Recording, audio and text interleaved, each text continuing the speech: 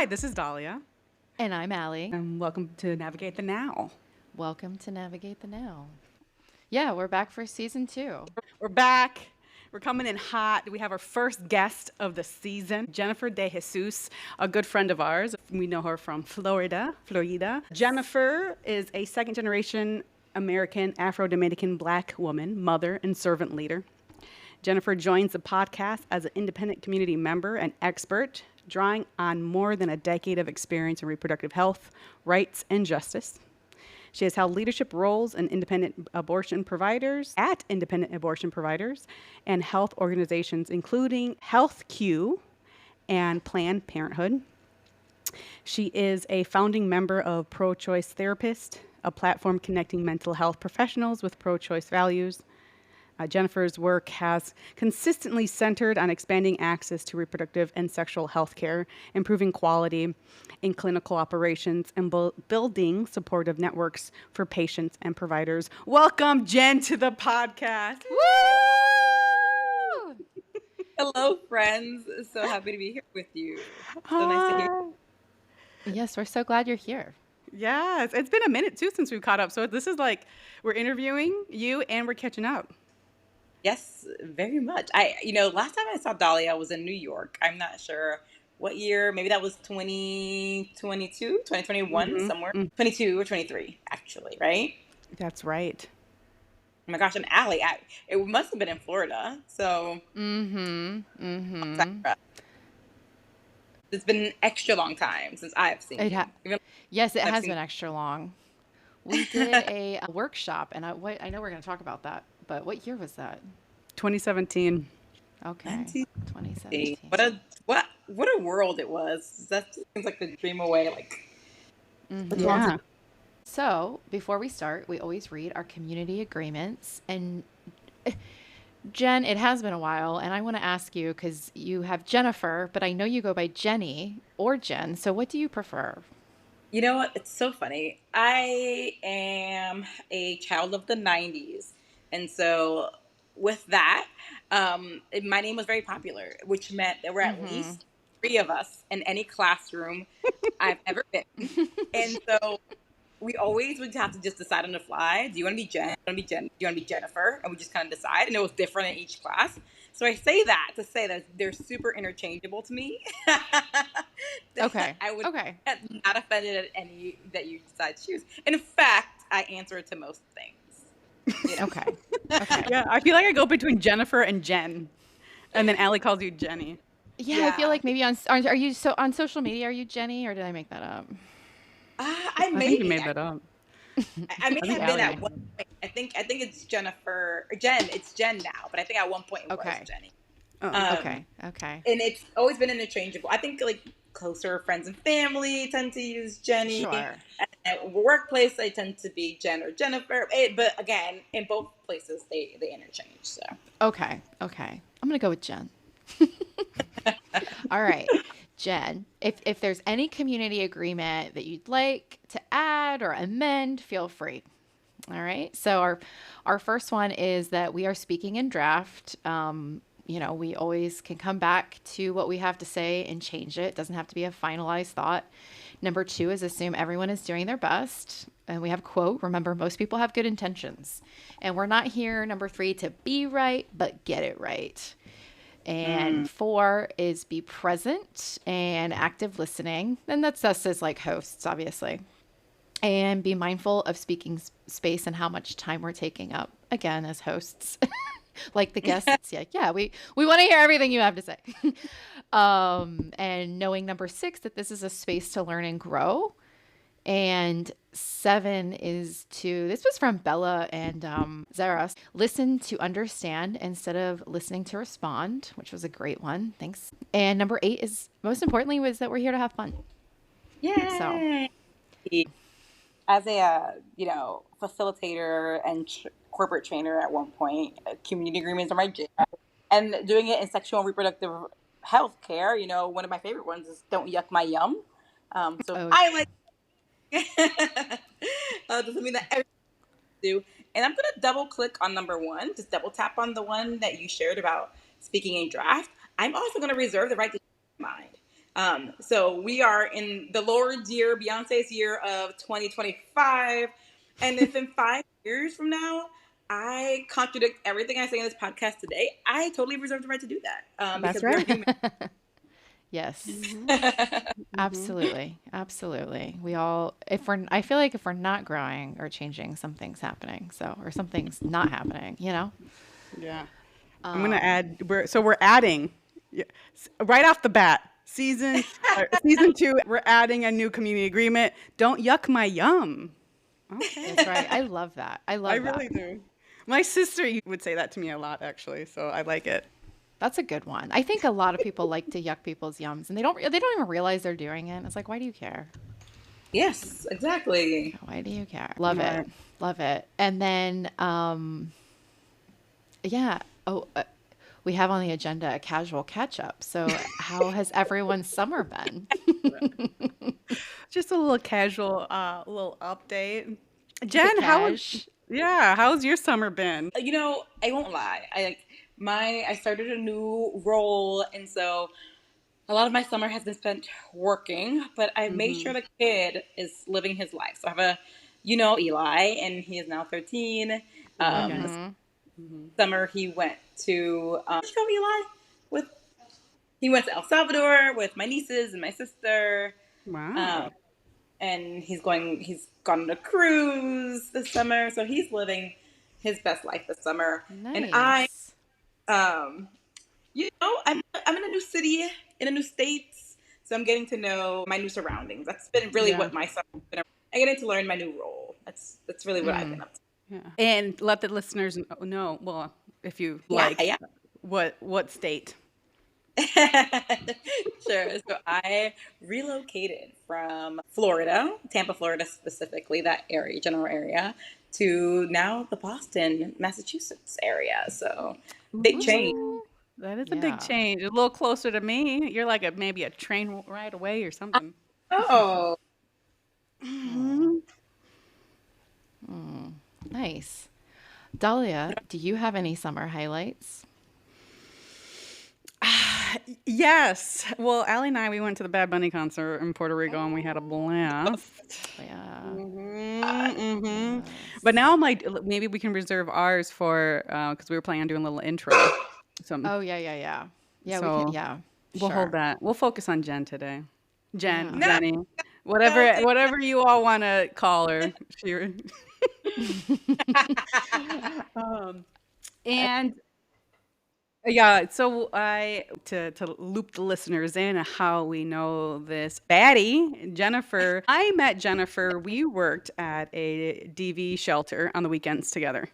So it Mm-hmm. was Jennifer and Katie. We were a little trio Trio. taking Wait, on. Danya, you can't use acronyms. Folks don't know what you mean for Oh, DV. I was what? thinking maybe we clarify what DV might mean for Oh, anybody who that's might be wondering. yes. Okay. Thank you. I shall. Domestic violence shelter, the spring of Tampa Bay. And that, well, that was had to been like in 2016, 2015 that we worked there Mm-hmm. together for quite a bit. For a few months, we did the weekends. I feel like you and I, we were always doing two jobs.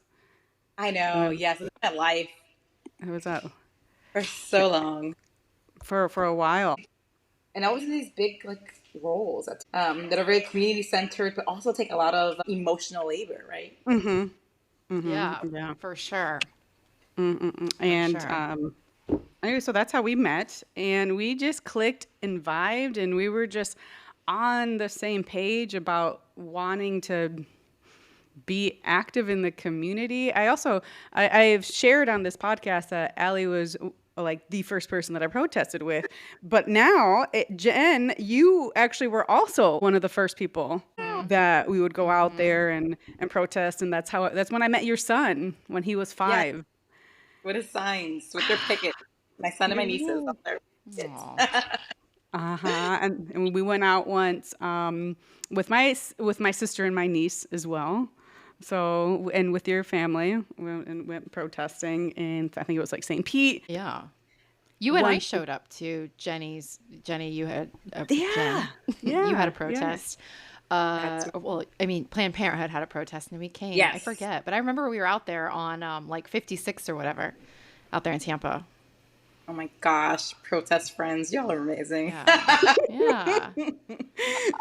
And then we gathered and we were scheming and we said we need to put a little teen summit together. So our 20 year olds, well, mid 20s, whatever, however old we were, definitely in our 20s, we're going to put it together because with Allie's background of teaching and just like her focus on like education, Jen, your focus on reproductive rights, your experience at Planned Parenthood, and me just wanting to put something together for the teens, for the kids. We did a 2 day summit and we'll link, there's some photos. I want to link to our Instagram page to Ooh. show Jen and Allie, because we covered like sex ed stuff.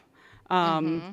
And you all What? decided to put like should just show how elastic condoms can be and how big they can go, so guys can't say it's too small. You know what I mean? Like, You also, who was it that led the like meditations session with the teens and showing them how to regulate and be more grounded humans? Like, who the heck were we? We were cool ass 20-year-olds yo, because facts, it facts. had we just said we were gonna do it, and And we like just did it. Allie was like, "Yeah, the local," or Dolly, one of you were like, "Yeah, the local library gives us a space for free. We Oh, put a curriculum together. Like, we just did it. We were out hmm. here just doing what we believed in." Yeah, and Allie, I think you found the local library that was open. We put a little Eventbrite. It was basically, it ended up just being like our, it was like I had my niece, my four younger cousins, Jen, like your niece joined. We did have somebody from my work. I was working at a hospital, and she joined, and she brought her partner's daughter who was in high school. I don't know, it was cool. I liked it. I liked Yeah, it. it was good stuff. It was good stuff for sure. And that's funny that you mentioned that who led meditation was, I don't remember, but it would had to been either Allie or myself. I Yeah, it was think. one of the Yeah. Yeah. Yeah, I could see. I was doing things at school sometimes, so who knows? But I have yeah, pictures. I have pictures and share some with you, Alia. I do remember that now. I'm like sitting up and there, yeah, we were like in the dark. We turned the lights off. I remember that now. Yeah, we did. Yeah. Fun. Ugh. Yes.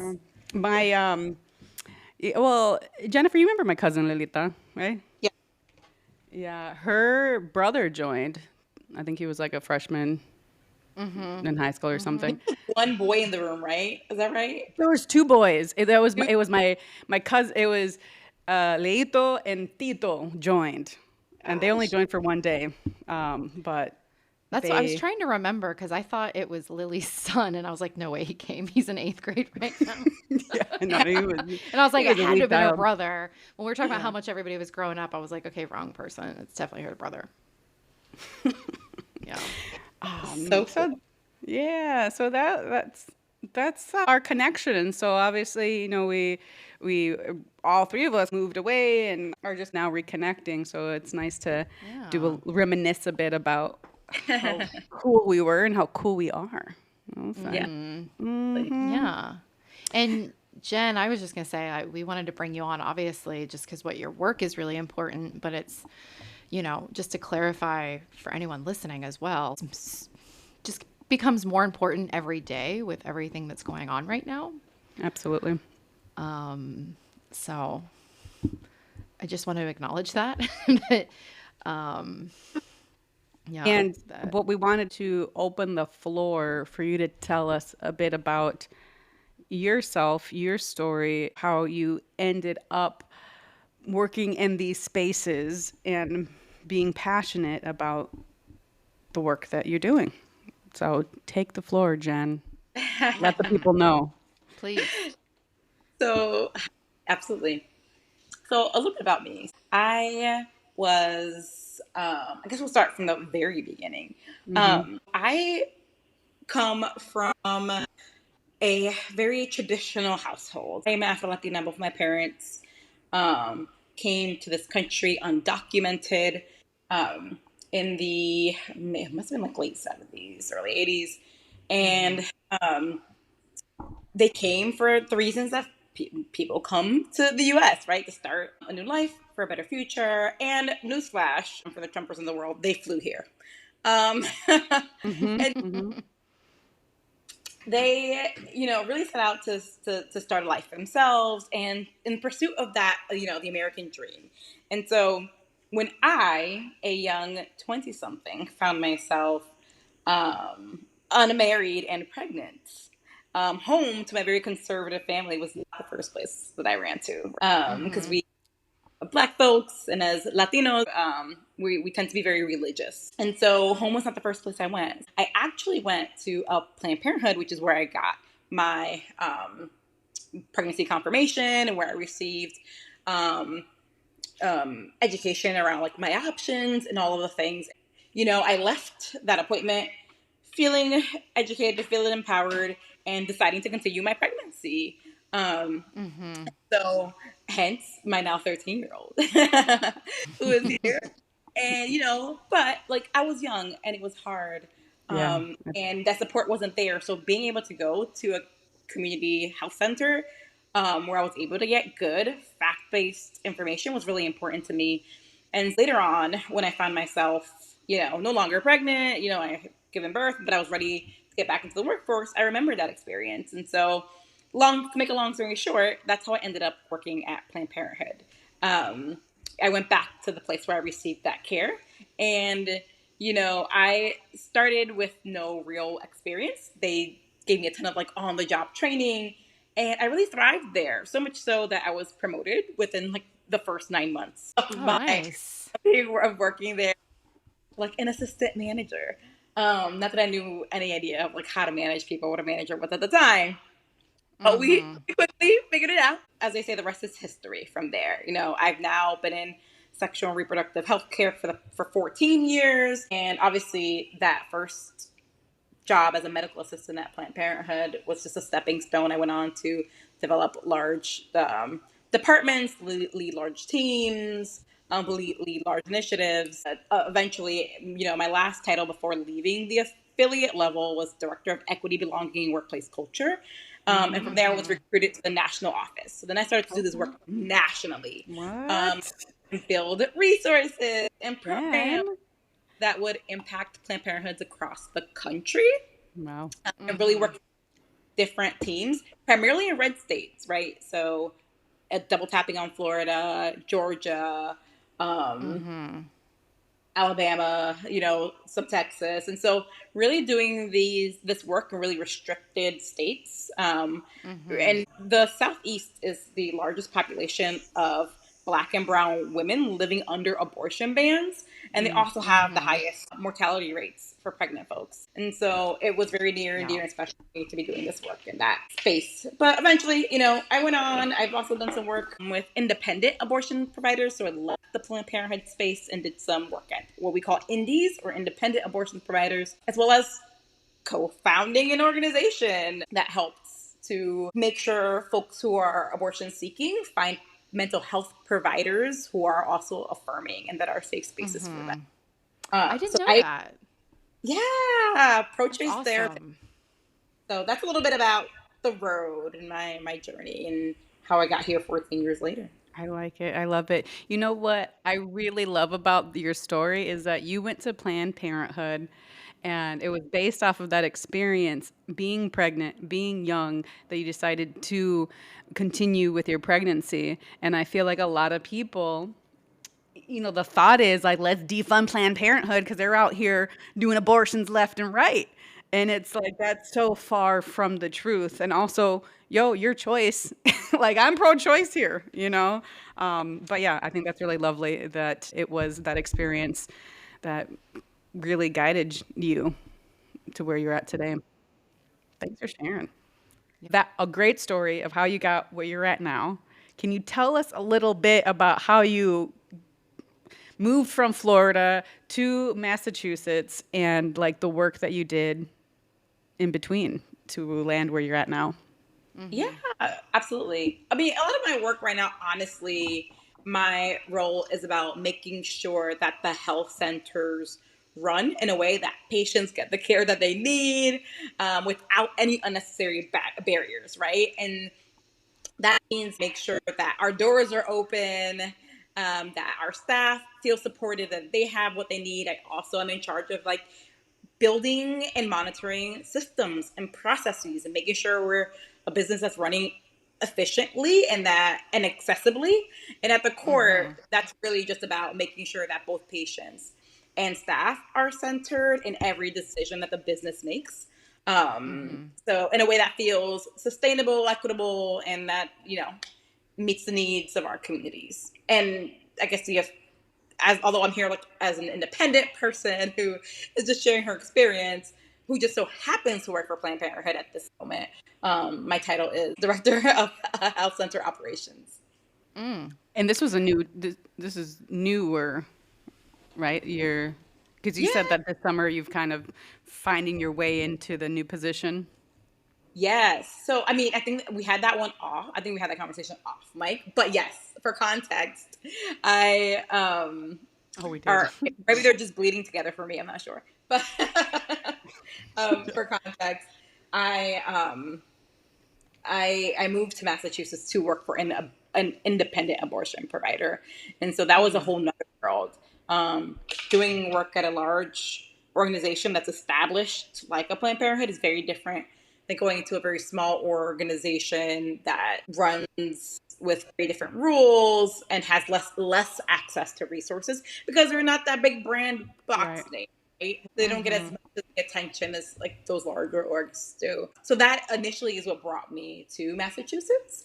But then another role opened up at Planned Parenthood. That was also a contract role. So as that contract was coming to an end, the Planned Parenthood had a role open. So I made the transition back to Planned Parenthood. Wow. Nice. Nice. What a smooth transition from a contract ending and then being able to slide into another. I think so, yeah. Yeah. A question for you, Jen. Working in Florida and then working in Massachusetts, what's been like the biggest difference that you've seen in working in two different states? Florida being like a very red state, and Massachusetts is Matt. I Very don't blue. know. Very They're blue. Very Very, blue. Oh Very yeah, blue. okay, okay. One of the bluest. One of the bluest of the blues. All right. Yeah. absolutely. I mean, the work has been there are like in some ways, there are some really stark differences, but at the core, um, it's also the same. So we have the mission is there, the people who do the work, whether in the blue city at both an indie and a larger org. I find that the teams are super passionate, and you don't go into this work for the money. So Right. naturally, they're because they want to be there, and so that passion really seeps through in both, whether you're doing this work in a red state or a blue state. That's true. But definitely, some of the differences are going to be obviously access to resources. One of the things that shocked me in Massachusetts is how everyone has health insurance, Everybody right? has health Yeah. insurance. You're like, whoa, this is wild. Whoa, what is this world? And I got a piece of that That's when sad. I was Yeah. living in red states. When patients would come in, like we don't have access to funding in the same way as that blue states do. So most of our patients were self-pay, and obviously if they had private insurance. When I first started at Planned Parenthood, we didn't even accept any insurance. We were an all cash business, and eventually take health insurance. But our business at its core, trying to keep prices as low as possible for patients, and figuring out creative ways to do that because we did not have access to government and state funding. And in some ways, that's not totally true. We had some access to some things, but not the same way that blue states do. And so we had to be really scrappy. And, the way we organized and our philanthropy teams, the way they went out and got money essentially to keep so that we can pass savings to our patients was super robust because it had to be. And so one thing that I'm noticing in blue states is that there's so much more access to money, so much more access to health care. People, regardless, there's always that kind of middle squish, right? Where Right. you make too much money for government assistance, and that gap is definitely Yes. small in blue states, or that's the sense. And here, like your Medicaid can also pay for your abortion, right? And in Florida, that was not a thing. So in Florida, we didn't even when Obamacare and Obama was in office, we didn't even expand access to Medicaid. So there are millions of people who needed health care in red states. We said, no, thank you, because it's coming from a blue administration. We don't want it. And so that left red states, particularly Florida, in such a deficit. So many people are uninsured. So coming to Massachusetts, where like everyone has insurance, and not only do they have insurance, that insurance can pay for you to have your abortion, which was such a like, woo, took me aback in a way I didn't expect. Like I knew that, but seeing it live and how the way that impacts patient lives is different. Yeah, like this is a world we could live in. People could have access to the Yeah, and health it's not care that perfect, they need. but it's so much better. Yeah. I just want to I want to highlight one more time that Florida had the chance, with the Obamacare, right, to expand coverage for people Yes. in their state, but they said, No, nah. thank you. Correct. We're talking I about, didn't know that. we're talking about the most vulnerable population, right? So we're Not talking about surprised, by the way. Let me clarify that I am Not surprised. negative 50 shocked. Like, oh, well, of course they did. That was number one on their priority list that week. Fucking Florida. Oh my God. I don't know. I just want to say really quickly, since all three of us kind of like lived a very long time in Tampa to some sense, and like leaving and people saying to you like, oh, Florida, and you're like, yeah, I know, I live there. I I'm get very it. aware of its issues. Yeah, I felt like that was almost jolting when I left Florida, even ironically coming to Ohio, which is trying to follow Florida's lead.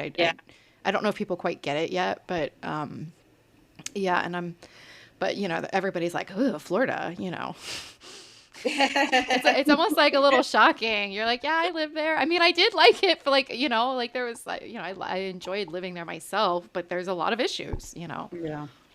lots. Yeah. And, Yeah. I had a colleague who was like, I've always teetered on the edge of like, wish like no one's, let's be clear, like no one in the country has gotten it right. But there is a competition of who can do it the worst. But to me, like, Yes. Yeah. the South. Yeah. Yeah. And so I've always wanted to leave. And so, and I am getting that. Like, folks are like really surprised, like, oh, you live there. And, but Florida is also a beautiful place to live. Tampa is such a boom market. It's gorgeous. And we deserve Yes. to live. And also, such a booming market, right? It's beautiful. Yeah. It's up and coming.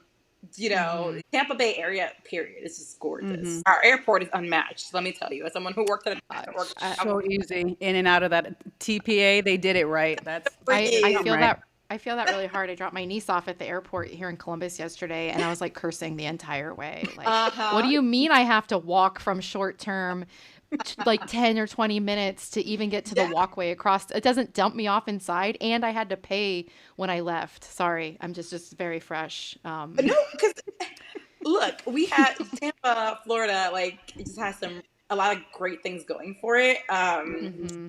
And so we deserve, again, to my colleague's point, my coworker was like, we deserve to enjoy beautiful sun and weather year round.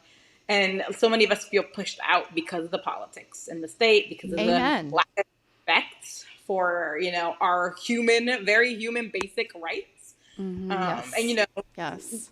What was it? The ACLU declared it like an unsafe place to live for Black people in particular, and for LGBTQ plus folks. Sure. It's not safe. For sure. So it's unfortunate, but I did think moving. I am grateful to have now had this experience. Yes. Nice. Well, I want to talk a little bit about the Roe versus Wade reversal. Yeah. And the impact that you've seen in the work that you've done. I saw a clip recently about how RFK Jr. he was talking about how the infant mortality rate is up, and is talking about because it was under the Biden administration, and then it's like, well, on June 24th, 2022, Right. Thank this you. is what happened. So, uh, hello, something's gonna give, right? So, anyways, just to make it super clear, yes, infant mortality rate has risen, and it did go up under the Biden administration. But the reason for that happening, a direct link, is the reversal of Roe versus Wade. Anyways, Okay. take the lead wherever you want to go with that. I don't even think I asked a direct question, but just wanted to go in that space for now. Sure. It's like I remember exactly where I was, exactly where I stood when we got the verdict. That Mm-hmm. Yeah. Mm-hmm. Yeah. Me too. it's going to be one of those things for us as feminists that is going to be ingrained in our memories, unfortunately. And as terrible as it is, it really woke a lot of people up. So for those of us who Yeah. have been doing it for a while and working in reproductive health care, when everyone was shocked, we were like, what are you shocked about? We've been saying, we were saying this is going to happen for forever. Because folks were comfortable. Like, if nothing else, it highlighted how comfortable we Mm-hmm. were. Mm-hmm. And in a lot of ways, it also shook us in a way we didn't expect. And what we saw were people. What I love, if I'm focusing on the good, what I love that came out of this was the community. Like, Mm-hmm. folks were pissed, and they wanted you to know that they were. The rallies, the protests. We have had, as a generation, we've now seen so much between Me Too and like in the feminist movement and what's happening with us, and abortion funds saw such a surge in support. Mm-hmm. People pouring and Yeah. giving their time and giving their money to help women jump across state lines, because what you don't what people don't understand is the impact that has on someone.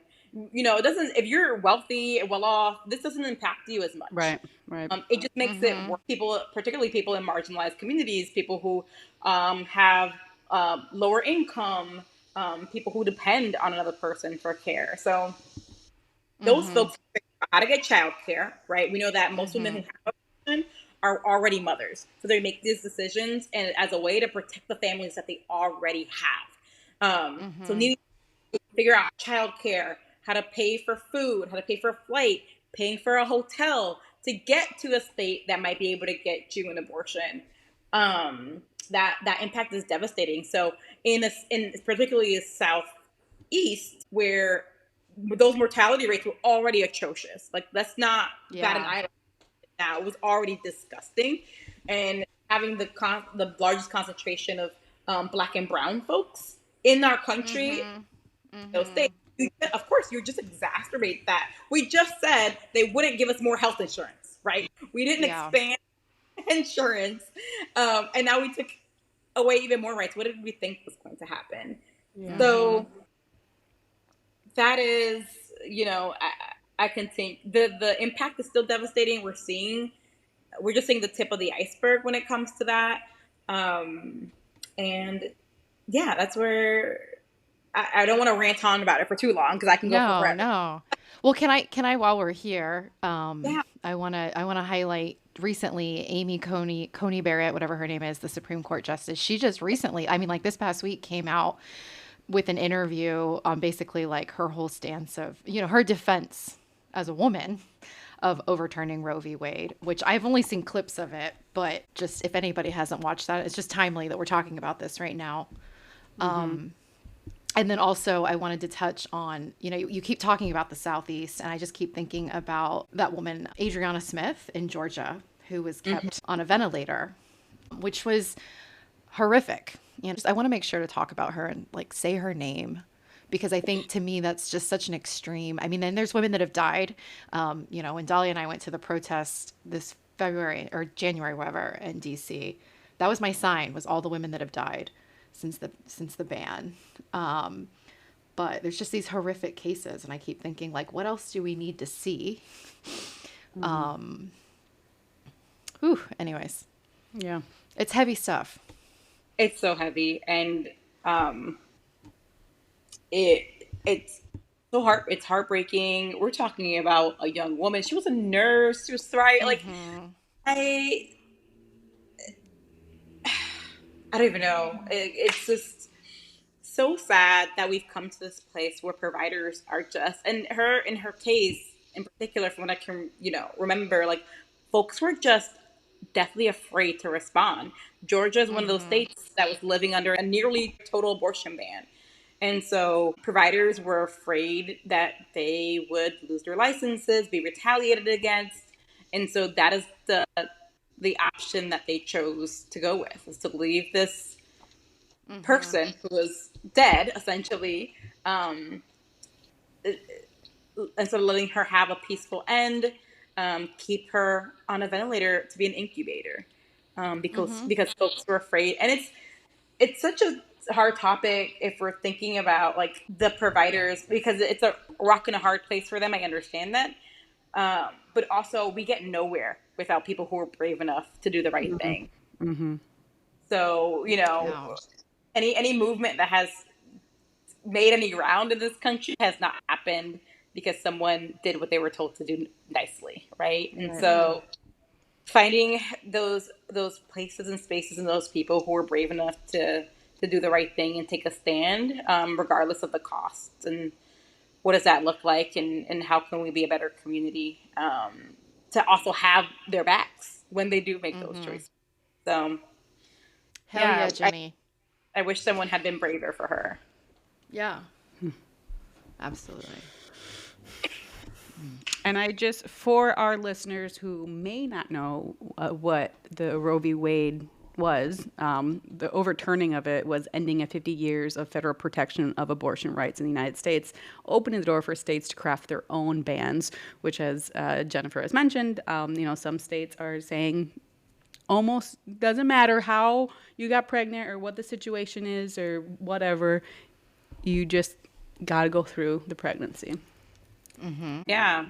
And in states like Texas, if you decide that you do want to have an abortion and you decide to leave the states and someone knows about it, like, that person can, um, turn you in, or can Yep. face prosecution for Yep. assisting you in having an abortion. That's so It's messed up, wild. man. It's Mm-hmm. And insane. they have come after some of these doctors, Yes. um, In a couple which is cases. crazy.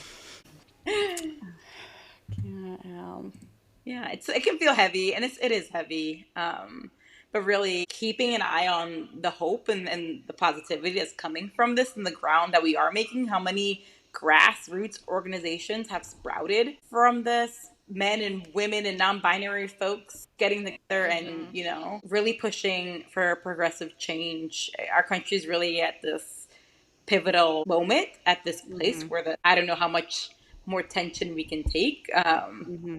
But Yeah. folks are showing up and folks are doing the thing. And so many of us are tired. And when we get too tired, there are more folks who are, like, taking up the mantle, and continuing the fight. So it's not all bad. It's not all doom and gloom.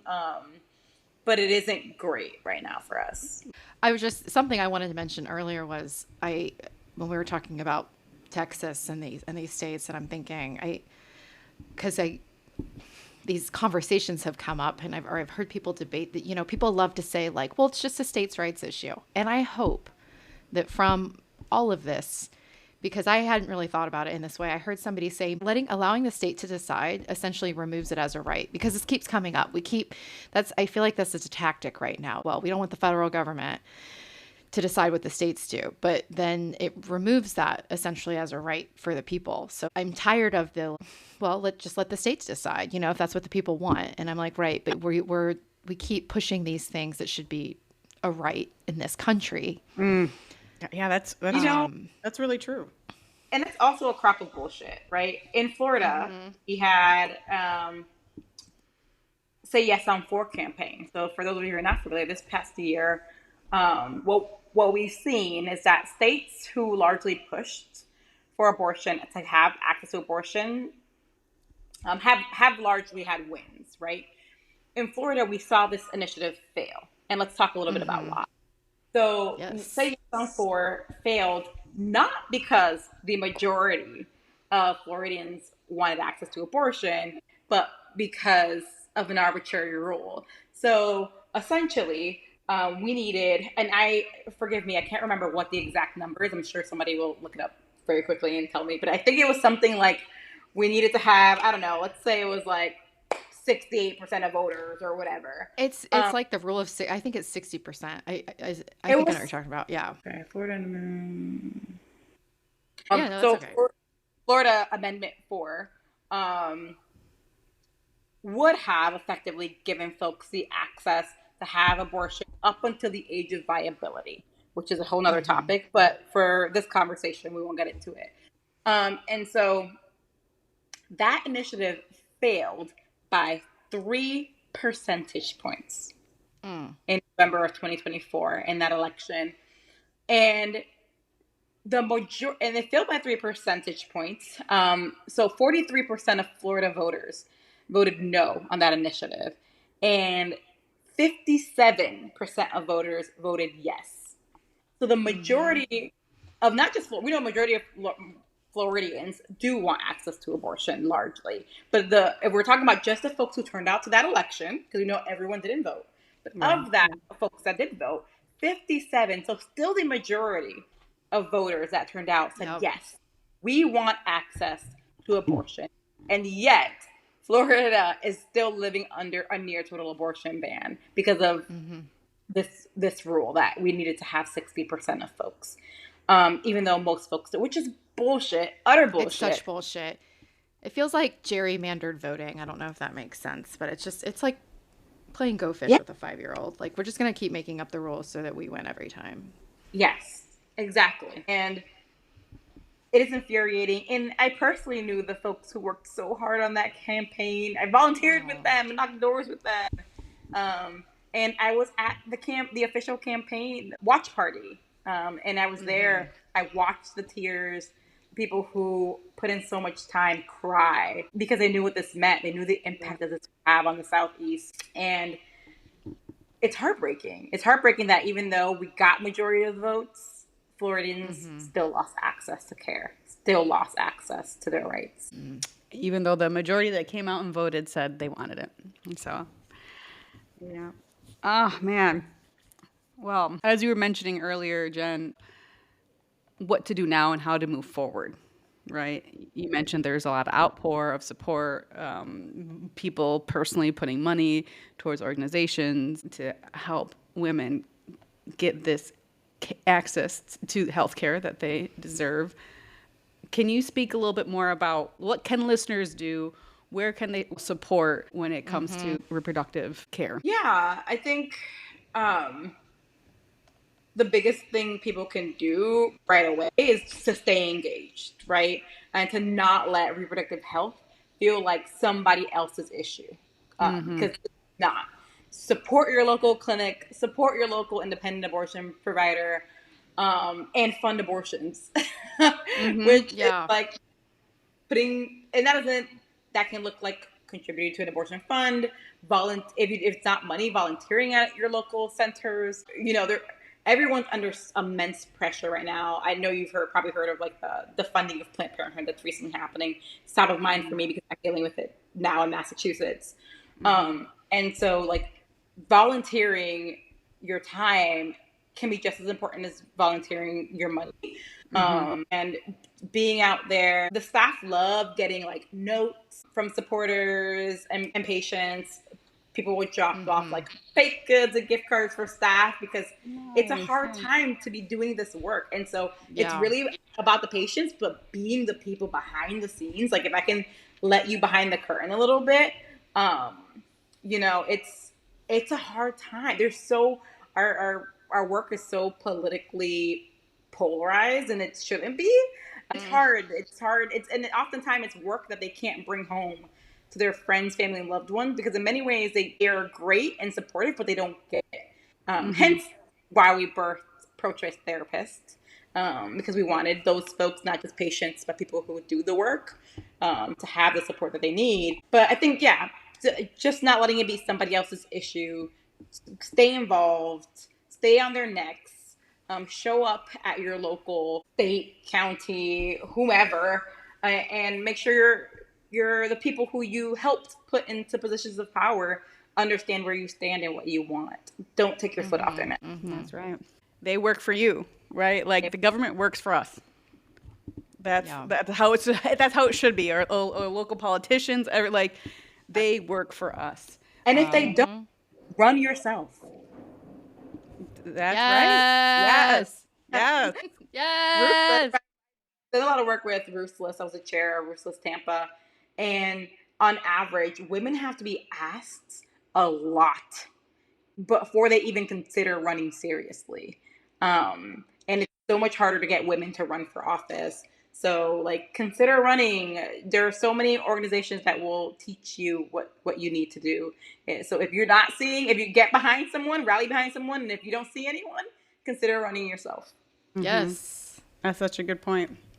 That's such a good point. And here with Navigate the Now, we always talk about our tools and toolbox, which essentially I think you mentioned, right? Like, from what I'm understanding, and what tool you would bring to the toolbox is staying engaged. And then right now, just repeating what you said, if you don't see like the type of elective official you want to see, then stand up and do it yourself, because people will rally around you. The right people will rally around you. Absolutely. Start at Emily's List, right? They're a national org, and you can go there and Emily's find List? Yeah, Emily's List.org, and they have a training center, like, all the things. We will link that in this episode. Any other tools? I mean, now that I'm specifically shaping this question as a tool in the toolbox. I think it's because it's such a hard time right now. It just can feel really lonely and really isolating. And that's what we say that a lot when we talk about abortion stigma, and how that's a tool of the patriarchy to make you feel like you're the only one, when in fact so many people that you love and know, we just don't talk about it, and that can feel lonely. So in that same vein, in this space, like, finding community is going to be super important to keep yourself motivated. If your best friend isn't all that into, first of all, we have to have another conversation about your bestie. But that's okay. Everyone doesn't need to be be everything. Yeah. These groups do exist locally. Find your local clubs, caucuses, and just find some like-minded folks to help progress the work. So finding community tool for the toolbox. And you know what else you're doing, Jen, that you're helping make the future a better place? Is that you're not raising a dusty son. I am not. I'm trying my best. We're out here fighting for our lives. Toxic men with microphones on the internet are trying to get their claws into him, and I'm fighting for my life. Well, bring him on. Bring Eli on. Let me see if I can find him. Give me 1 second. All right. Is Eli on? Yeah, can you hear him? Yeah. Hi, Eli. Hi, How are you feeling today? I'm feeling good. Awesome. And tell our listeners how old you are. I'm 13. Oh my goodness. The full-blown teenager. Full-blown teenager. How's it living in Massachusetts? It's pretty chill. Yeah. It gets cold. Oh yeah, it's about to I get bet cold it does. too. I bet it does. Did you guys have a lot of snow last winter? It was snowing a lot, but it wasn't like 5 feet, or it wasn't like a big snow. It wasn't too much. Okay. All right.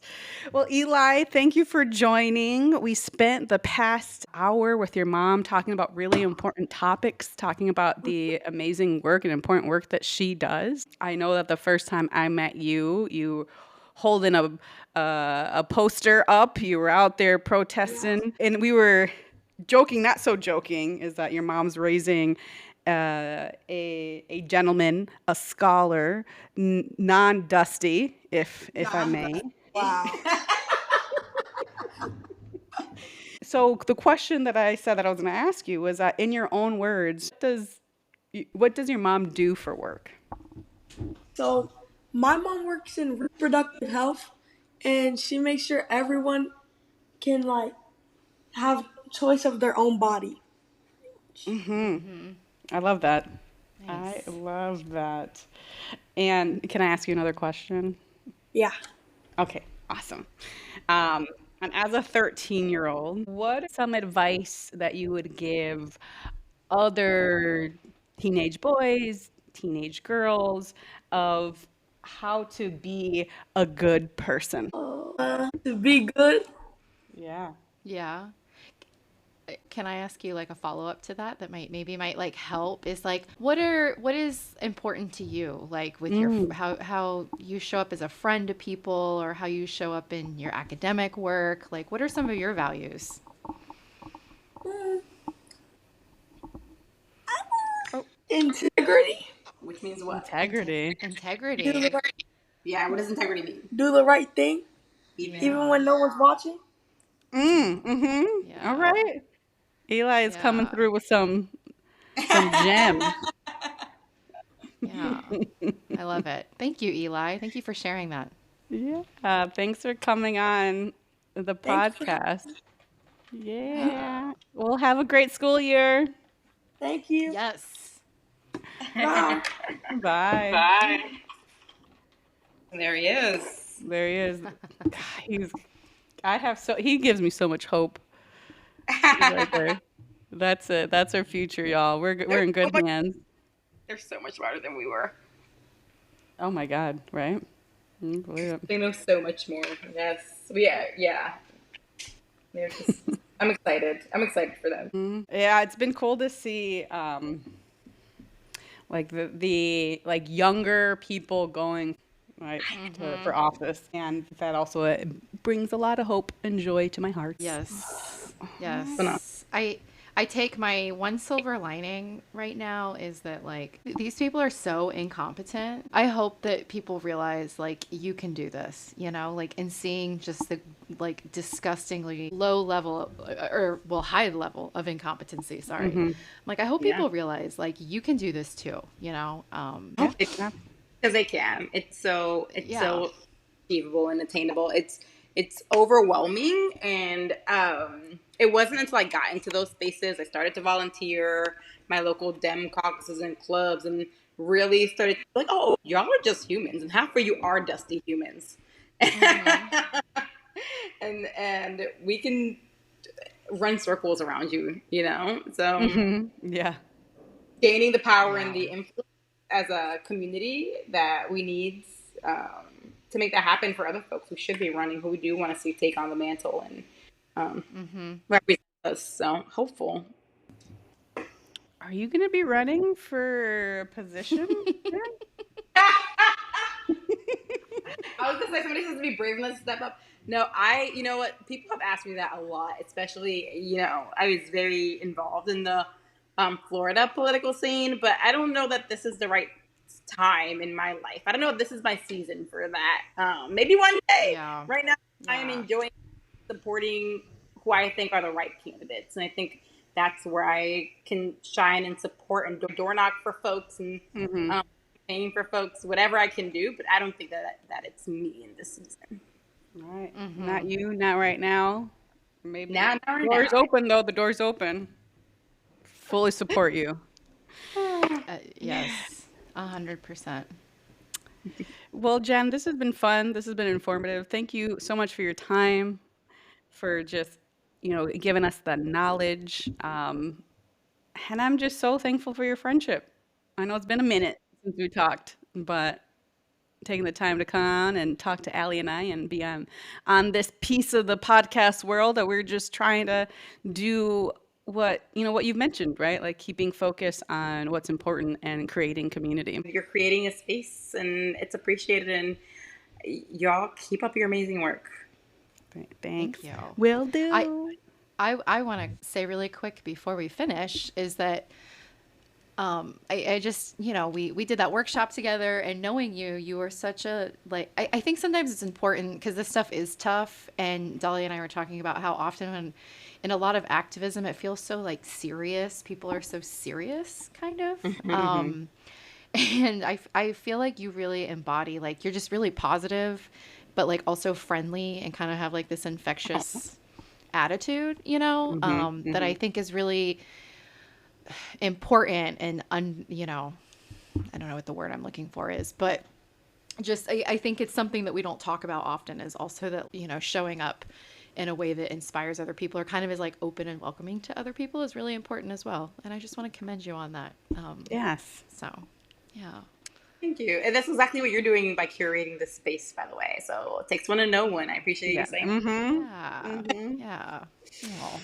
Well, Jen, as we wrap up, is there, let's say somebody's listening and they're like, oh, I want to learn more. I want to reach out to you. Are you on any socials or anything? Could people reach out to you? Yes, absolutely. So, what is my Instagram handle? I have to ask myself. It is Jen De Jesus 90. So I think you can find me just at Jen De Jesus is DEJESUS 90. Just about anywhere you can reach me. Okay. All right. And we'll link it in the episode bio as well and anything else that we've referenced, as well as your organization. Yeah, awesome. Thank you all for creating this space. It's been so lovely talking and catching up with you. Oh, it's been fun. Oh, yes. Thank you. And before we forget, Yeah. Take it away, be Ellie. sure so we don't have to go back and record again. If you're enjoying the content, be sure to like, share, and subscribe. We are on Spotify and all platforms that host podcasts, as well as at Navigate the Now on Instagram. And if you have any questions or comments, you can reach out to us at navigatethenow@gmail.com. And to our That's listeners, all if of you, it. yeah, and if you've listened all the way to the end, always appreciate the Yes. listening ear, and looking forward to hearing from you all.